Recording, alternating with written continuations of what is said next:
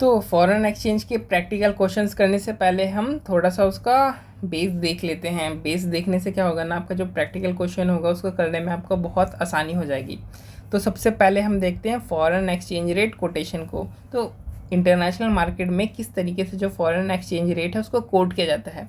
देखो उसको ना फॉरेन एक्सचेंज मार्केट में कुछ इस तरीके से कोट किया जाता है रेट को कि $1 इज इक्वल टू ₹75। अभी के केस में जो रुपया है वो 74.60 समथिंग चल रहा है, तो उसको हम राउंड ऑफ करके 75 मान लेते हैं। तो $1 इज इक्वल टू कितना रुपया है, $1 इज इक्वल टू 75 रुपीज़ है।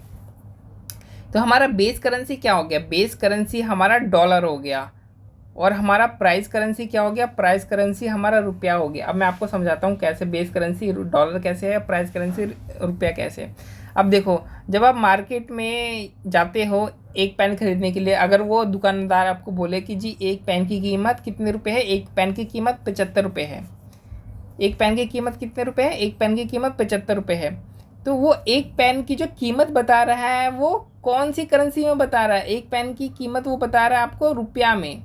उसी तरीके से जब आप इंटरनेशनल मार्केट में डॉलर परचेज करने जाओगे ना, तो वो बोलेगा $1 की कीमत 75 रुपये में है।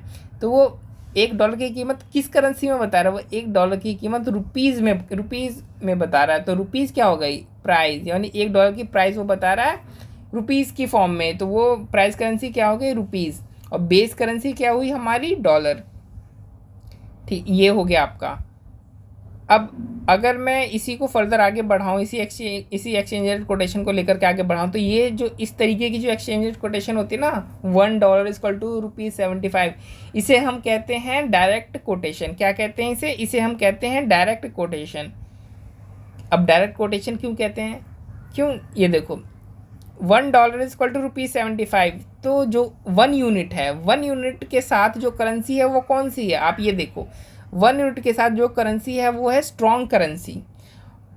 ठीक है, यानी बेस करेंसी कौन सी है आपकी, बेस करेंसी स्ट्रॉन्ग करेंसी है, जो प्राइस करेंसी है वो वीक करेंसी है, इसलिए इसे हम डायरेक्ट कोटेशन बोलते हैं। लेकिन अगर ठीक उल्टा हो जाए, जो बेस करेंसी है आपकी वो वीक करेंसी हो और जो प्राइस करेंसी है वो स्ट्रॉन्ग करेंसी हो, तब इसे हम कहेंगे इनडायरेक्ट कोटेशन। अब स्ट्रॉन्ग करेंसी कौन सी होती है, वीक करेंसी कौन सी होती है, हम एक बार ये भी देख लेते हैं।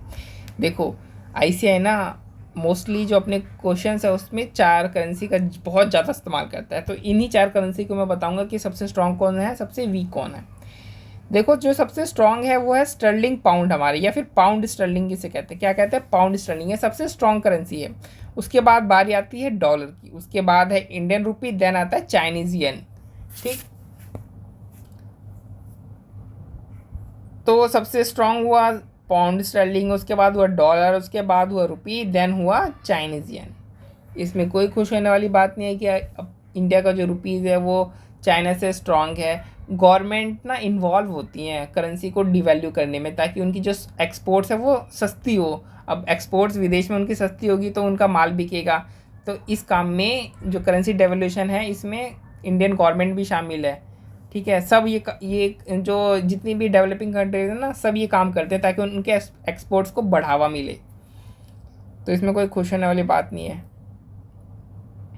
वैसे तो छोटी छोटी बातों पे अपने को खुश हो जाना चाहिए। ठीक है, आपको पता चल गया डायरेक्ट कोटेशन क्या होता है, इनडायरेक्ट कोटेशन क्या होता है। यानी जब भी बेस करेंसी अपनी स्ट्रॉन्ग करेंसी है तो उसे हम डायरेक्ट कोटेशन बोलेंगे, लेकिन अगर बेस करेंसी हमारी वीक करेंसी है तो उसे हम इनडायरेक्ट कोटेशन बोलेंगे। और दूसरी बात, जो इनडायरेक्ट कोटेशन है ना, उसमें जो प्राइस करेंसी होती है वो नॉर्मली डेसिमल के फॉर्म में एक्सप्रेस करी जाती है। अब हम बात करते हैं कि एक करेंसी अमाउंट को, कोई भी अमाउंट है उसको आपको एक करेंसी से दूसरे करेंसी में कन्वर्ट करना है तो कैसे करेंगे। अब देखो एक्सचेंज रेट हम वही लेते हैं, $1 इक्वल टू 75। अगर देखो $1 इक्वल टू 75 है, तो मैं आपसे पूछूंगा कि $100 में, अगर $1 में 75 रुपये आता है तो $100 में कितना रुपये आएगा, मैंने आपसे ये पूछा। अब मैं आपसे यहाँ पे दोबारा पूछता हूँ कि अगर $1 में 75 रुपये आता है तो 90 रुपये में कितना डॉलर आएगा। मैंने क्या पूछा यहाँ पे, मैंने आपसे पूछा कि 100 रुपये में कितना यहाँ पे मैंने आपसे पूछा कि $100 में कितना रुपया आएगा, यहाँ पे मैंने आपसे पूछा कि 90 रुपये में कितना डॉलर आएगा। ठीक है, तो मैंने क्या पूछा, यहाँ पे पूछा $100 में कितना आएगा तो आपने इधर 100 लिख दिया। मैंने पूछा 90 रुपये में कितना डॉलर आएगा तो आपने इधर 90 लिख दिया। ठीक है। अब मैंने आपसे पूछा है कि प्राइस करेंसी, मैंने आपसे क्या पूछी है, मैंने आपसे प्राइस करेंसी पूछी है। यहाँ पे देखो प्राइस करेंसी पूछी है ना मैंने आपसे, तो आप क्या करोगे, इनटू प्राइस करेंसी कर दोगे। ये क्या हो गया, 1 मिनट रुको मैं लिख देता हूँ, इनटू प्राइस करेंसी। और मैंने यहाँ पे आपसे क्या पूछी, मैंने आपसे बेस करेंसी पूछी है, तो जब भी मैं बेस करेंसी पूछूँ तो उसको डिवाइड कर दो। आप क्या करो, उसको अचानक ये कंप्लीट हो जाए तो उसको आप डिवाइड कर दो। तो इस तरीके से आप कन्वर्ट, आपका जो कन्वर्जन रेट है वो निकल जाएगा। एक बार आपका कन्वर्जन रेट निकल करके आ गया, फिर आपका काम हो गया, बहुत ही सिंपल हो गया। फिर तो आपका काम फिर तो आप आराम से कर सकते हो। वैसे ना मेरे को आपको ये बताने की कोई ज़रूरत थी नहीं, क्योंकि ये चौथी पाँचवीं क्लास का सवाल होता है मैथ का, और आप सी में आ चुके हो। आपको आता तो बहुत अच्छी बात है, जिनको नहीं आता कोई बात नहीं, सीख लो भाई, लाइफ में कभी भी सीख सकते हैं। अब देखते हैं हम कि एक्सचेंज रेट को किस तरीके से प्रेजेंट किया जा सकता है। तो देखो नॉर्मल तो इस तरीके से चलता है, $1 इक्वल टू ₹75, आपको सीधा सीधी बोलेगा। लेकिन कभी कभी क्या होता है ना, इस फॉर्म में भी आपको दे सकता है, रुपी बाई डॉलर इक्वल टू 75, यानी इसी को इस तरीके से प्रेजेंट कर सकता है। तो इसको पढ़ते किस तरीके से, देखो रुपीज़ पर डॉलर कितना हुआ, रुपीज़ पर डॉलर इक्वल टू 75। तो जैसे आप इसको ना इस तरीके से भी कर सकते हो, जैसे किलोमीटर पर आवर होता है ना, कि एक आर में कितना किलोमीटर किया, 70 किया, 75 किया, कितना किलोमीटर ये गाड़ी एवरेज देती है, तो हम उसे किलोमीटर पर आवर में कहते हैं कि भाई एवरेज नहीं, एवरेज का गलत ले लिया, कि स्पीड कितनी है, स्पीड में कहते हैं ना किलोमीटर पर आवर, यानी एक आर में इतना किलोमीटर, उसी आर से $1 में कितना रुपीज़, तो $1 में 75 रुपीज़। तो नॉर्मली क्या होता है, यहाँ पे जो फ्रंट में होता है, वो वीक करेंसी होती है, और जो बैक में होता है वो स्ट्रॉन्ग करेंसी होती है। नॉर्मली यही होता है। लेकिन आईसीआई इसको क्या कर देता है, आईसीआई इसको उल्टा कर देता है। कई बार इसको आईसीआई कर देता है कि जो फ्रंट में उसको स्ट्रॉन्ग करेंसी को ले आता है, और जो बैक में है उसको वीक करेंसी को ले आता है। लेकिन पढ़ता उसी तरीके से जिस तरीके से हमने पढ़ा, रुपी पर डॉलर, इसको भी आईसीआई रुपी पर डॉलर पड़ेगा। लेकिन लॉजिकली ये होना क्या चाहिए, ये होना चाहिए डॉलर पर रुपी इक्वल टू 75, ये होना चाहिए।